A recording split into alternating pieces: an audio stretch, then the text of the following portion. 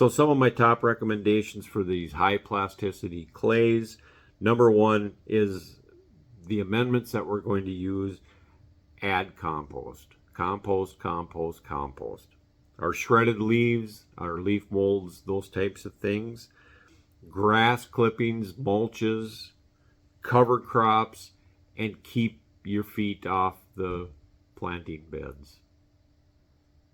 Pathways, beds, pathway, beds. Look at that. That combination of working with your garden soils in a traditional gardening method are going to do more for you than any single bagged amendment. You're not going to go down to the local big box store and buy a all-in-one garden improvement. A couple of things, it's going to have issues itself. Number two, you probably can't afford it.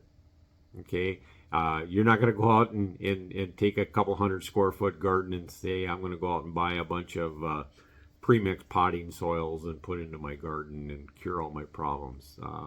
Very cost prohibitive. So these things are available to us. We can access them readily. We can produce a lot of this stuff ourselves and utilize that.